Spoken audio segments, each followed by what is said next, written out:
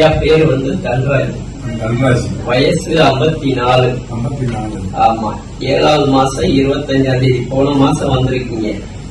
என்னென்ன பிரச்சனை இருந்தது, இப்ப மருந்து எடுத்த பிறகு உங்களுக்கு உணர்வு ரீதியா எப்படி நீங்க ஃபீல் பண்றீங்க?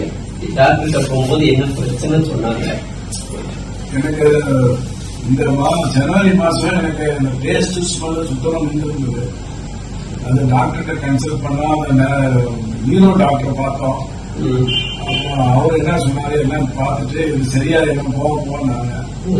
அதுக்கப்புறம் நம்ம இஎன்டி டாக்டரை பார்த்தோன்னே டேஸ்ட் ஸ்மெல் இல்லை அப்படின்னு சொன்னோன்னு அவங்க என்ன பண்ணாங்க, இந்த காதுல மூக்குல எல்லாம் செக் பண்ணாங்க, மாத்திரைகள் கொடுத்தாங்க, டேப்லெட்ஸ் எல்லாம் கொடுத்தாங்க, இதை ஃபாலோ பண்ணுங்க அப்படின்னாங்க. அது சொல்லி ஸ்கேன் எடுத்துவாங்க, சிடி ஸ்கேன் எடுத்துவாங்கன்னு சொன்னோடனே நான் சிடி ஸ்கேன் எடுத்ததுல அவங்க வந்து ஸ்கேன் எடுத்து கொடுத்ததுல அந்த ரிசல்ட்ல என்ன சொல்றாங்கன்னா, ஒரு மைய புள்ளியில ஒரு புள்ளி இருக்கு, அந்த புள்ளி தான் அது வேலை செய்யுது.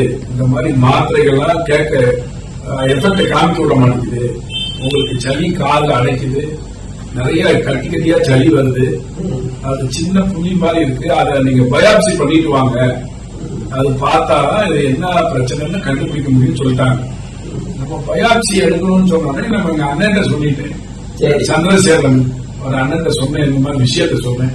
அவரு வந்து சித்தா டாக்டர்கிட்ட ஏற்கனவே அவரு கன்சல்ட் பண்ணனால, எப்ப நீ அந்த மாதிரி பயாப்சி எடுக்க வேணாம், நீ நேரா வா, நம்ம போய் சித்தா டாக்டர் சிவா HMS காலனில இருக்காங்க, அவங்களுடைய கிளினிக்ல போய் பார்ப்போம் அப்படின்னு சொல்லி அவரை போய் கன்சல்ட் பண்ணவங்க. அவங்க எல்லாத்தையும் என்னுடைய ஃபீட்பேக் ரிசல்ட் எல்லாத்தையும் பார்த்துட்டு அவங்க 1 மந்த் கோர்ஸ் மருந்து கொடுத்தாங்க.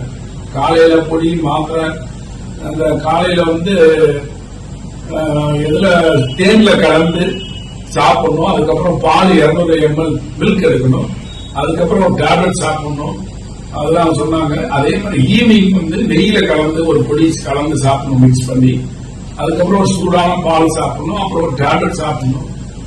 அது போக எனக்கு ஸ்மோக்கிங் அப்புறம் இந்த ட்ரிங்க்ஸ் பழக்கம் இருந்தது. இந்த மாத்திரைகள் சாப்பிட கண்டினியூ பண்றதுனால சுத்தமா அது மறந்துருச்சு. அது ஒரு பழக்கத்தை ஒரு திடீர்னு நிப்பாட்டுறது பெரிய விஷயம் தான். அந்த நிப்பாட்டினோடனே பாதி குணமாயிருச்சு. பிளஸ் இந்த மெடிசன் எடுக்கிறதுனால எனக்கு உள்ள இந்த சளியெல்லாம் சுத்தமா பேராயிருச்சு. காது இறைச்சல் மட்டும் கொஞ்சம் இருக்கு. கிட்டத்தட்ட 1 மந்தமா கண்டினியூ பண்ணி அந்த மருந்து மாத்திரை சாப்பிட்டு நான்வெஜ் சாப்பிடல, உள்ள சைவ சாப்பாடு. இப்ப நல்லா பசிக்குது, நல்லா தூக்கம் வருது, உடம்பே கொஞ்சம் புத்துணர்ச்சியா இருக்கு. ரொம்ப சந்தோஷம். இந்த ட்ரீட்மெண்ட் ஃபாலோ பண்ணனால நம்ம சித்தா டாக்டர்களுக்கு ரொம்ப நன்றியை தெரிவிச்சுக்கிறேன்.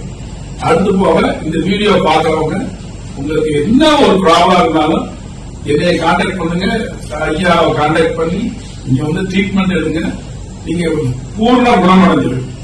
அது 100% உண்மை. ரொம்ப நன்றி. நம்முடைய பாரம்பரிய மருத்துவத்துல ஏறத்தாழ பல ஆயிரம் வருடங்களுக்கு முன்பே வந்து சித்தர்கள் வந்து எல்லா நோய்க்குமே மருந்து சொல்லப்பட்டிருக்கு. அதுல இப்ப குறிப்பா வந்து தலைப்பகுதியின் போது வந்து தலையில இருக்கிற கட்டி, தலையில வந்து சைனஸ் ப்ராப்ளம், அதாவது நீர் அதிகமா இருக்கும், தலையை குனிஞ்சா கூட நீர் ஒரு சிலருக்கு மூக்குல இருந்து வடியும், தலையில எப்பயுமே ஒரு பாரம் இருக்கிற மாதிரி இருக்கும். எஞ்சான் உடம்புக்கு சிரசே பிரதானம் அப்படின்னு சொல்லி சொல்லுவாங்க.